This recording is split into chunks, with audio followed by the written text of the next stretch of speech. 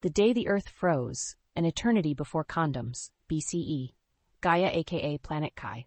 In the days preceding Adamus and Lilith, Elphi left humanity to fend for themselves on the Earth. One great thing can be said about it: women are a curse as much as they are a blessing. Always has been this way. As I have forementioned, Samyaza had started the bullshit, but lust was the major issue.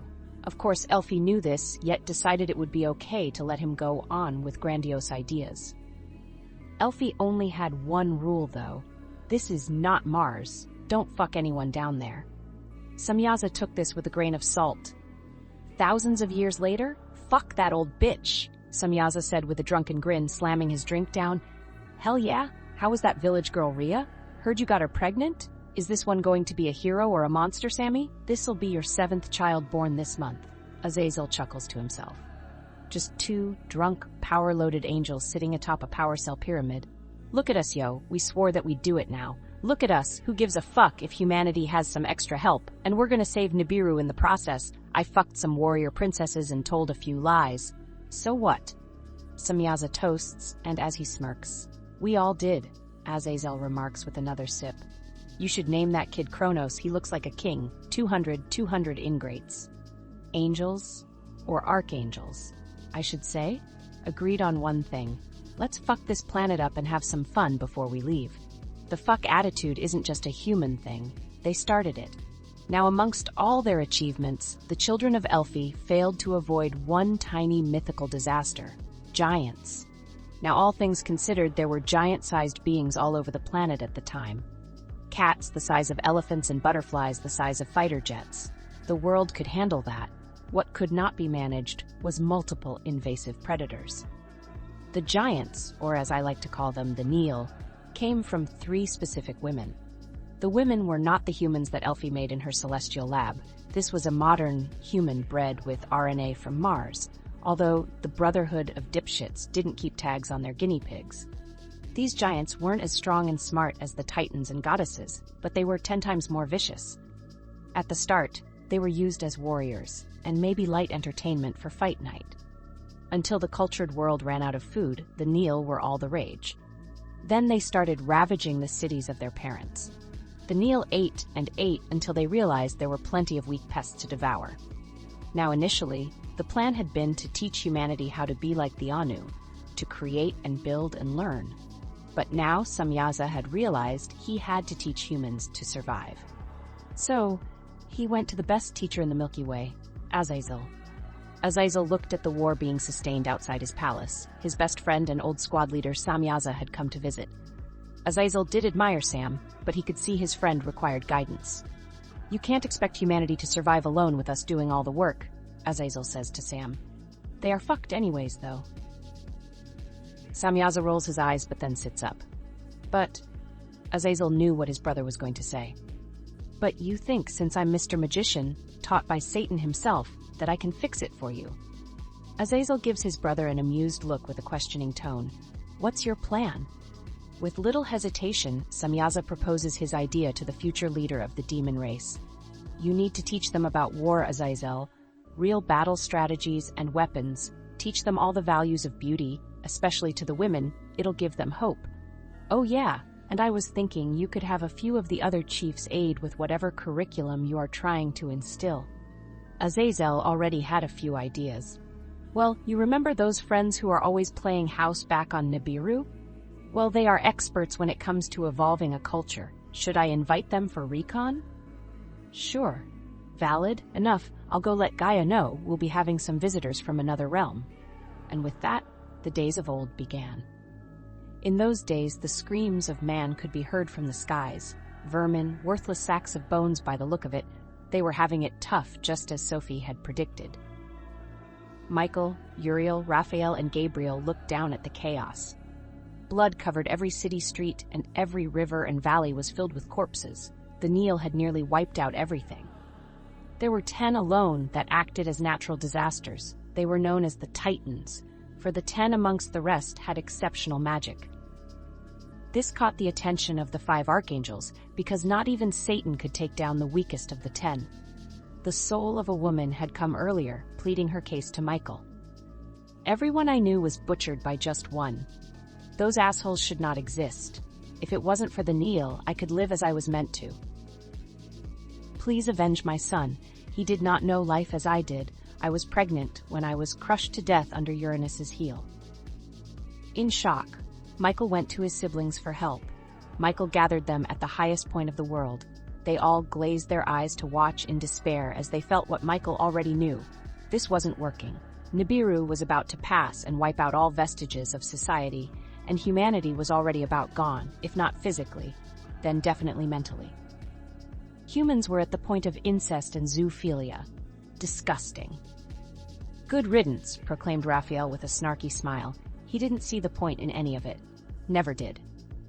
There must be something we can do to give them a chance, some sort of olive branch for real, said Gabriel, turning to Michael. Watching the world turn to blood, he couldn't help but feel a sense of dread.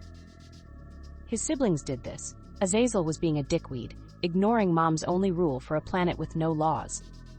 I can go ask Elfie, I guess. She might have an idea, Michael said.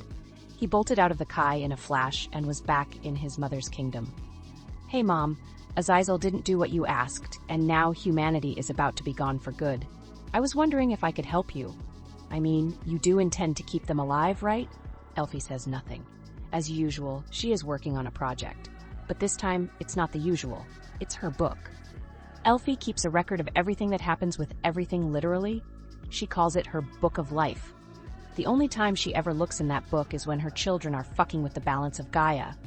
She had a new page open and had one simple yet eerie word on it: flood. Mom. Michael piped up. His mother was quieter than space. 9 new races, 10 new deities, blood flows from every river and the birds hide underground. This is pathetic. Michael, go to your siblings and bind them to the reality that is Kai.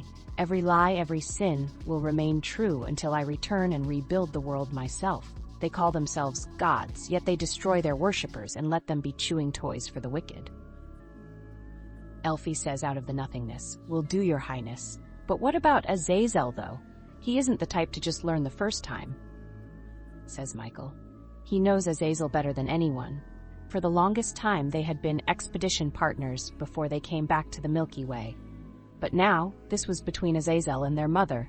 Michael would have to listen, regardless of what he felt. Kick his ass, find a desert south of Dudael, and seal him to it. He will not be able to leave the earth. Leave the rest of their toys and creations to me. As you know, Nibiru will wipe the slate clean. But yes, I do want to keep humanity. But just this one type of human. There's this child named Noah, who was the success of one of Kokobil's experiments. Go act in my name as the God of gods and King of kings, and tell him to build a vessel to survive a trip through the sea of reality. With these orders from his mother, Michael went to his brothers and executed Elfie's strategy. When the flood came, it hadn't been a flood. It was an apocalypse by water.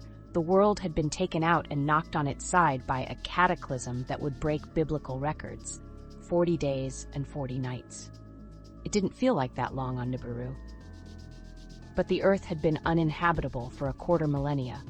Noah and his family would have to live in space till the air became breathable.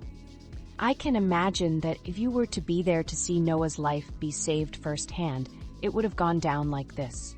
Noah was infamous, yet for such a famous young man, he did not like to be in the sun. He spent his evenings in the lower sect of an Atlantean megacity, the safest society in the world for a human like himself. The world was a lot like the world today, and Noah didn't want any part of it. He spent his days in a garage working on X-Dot cruisers. They had floating cars and spaceships due to Azazel's efforts to teach the world about metals and stones. But since before Noah's birth, the world had gone shit, and Neil ran wild, so staying in a garage with a cute shop girl and his kids was enough. But the Neil wasn't the reason he never went outside. It was everyone else. It was rumored that Gaia had only humanity living here at one point, and everything had been peaceful. Noah knew the truth. He saw it every day when he looked out his window on the 80th floor. These gods and so-called saviors were invaders and did not belong here. There was nothing natural about fucking dogs and crossbreeding humans. Men are trafficking children in trade for food. The rest of humanity works for the Anunnaki. Bullshitters. Angels playing dress-up had kept Noah up at night. One night, while Noah was out getting food at the high-rise market, a dark woman appears next to Noah at the fruit stand. A red dress hugs her curves, and a dark halo sits tilted on her head chakra. She looks at him with disdain. "You won't get fruit here. If you want a taste of something real, you gotta look somewhere else," the woman says, her rich accent definitely from Nibiru. "Yeah, well, if I could leave, I would, trust me." Noah furrows his brow but doesn't look at her. "She a fucking angel, not fallen. Okay, calm down, Noah. Think. If I could just ask her." Noah thought himself sick as he was looking for food. This woman was following him. "Stop, Noah. If you keep ignoring, I'm going to tell your granddad you've been hiding in this shithole." Noah paused when she said this. He turned to face her and grinned. A gust of wind blows his hood off and his white long hair drapes down to his shoulders, his eyes emanating blue lightning. "Is that a threat?" He bares his fists at the unnamed deity. "I am Michael, the archangel of the highest tier. I've come here to inform you that the world will end soon. I'll send you a heads up on your eye link or whatever it's called. Elfie, the king of kings and god of gods, has recognized that you would do well in a world without rot. I'm going to send you credits and instructions for a space carrier and interdimensional lab. You will have to work for the rest of your life on this, but when you get back to Earth, you will be the one to say what's right and wrong, name everything and decide a language and a religion. You will remake humanity. You will save Gaia." When Michael said this, Noah broke down on his knees and cried at the angel's feet for what felt like days. Noah didn't know what to feel. He would technically be God soon, father to all humanity. Yet if it was anyone to start it, his darling sons would be perfect. His children were only 45 and some even younger, yet they knew everything there was to know. Humans lived longer than they do now, Lily, but that was before the apocalypse. So yes, they look like preteens. As instructed, Noah went to work, and the day he left, he saw hell unfold. He sat in his space, laughing to himself as he recollected all the people who called him a conspiracy theorist, a crackpot. The world was going to end, he told them, and they would laugh and spit in his face, sometimes even beating him and his family. Noah, along the course of preparation, had had some issues. His children had been abducted numerous times. He got threats from the government because of his build, and even had damned souls haunt his house as a hate crime. It was finally over. But that was over 12,000 years before Netflix and Jeffrey Epstein. Noah would eventually go back to Earth about 10,066 BCE, get drunk, and spread a bunch of lies about what happened because he didn't remember shit. His kids would go on to restart the bullshit with the help of the New World Order. The end.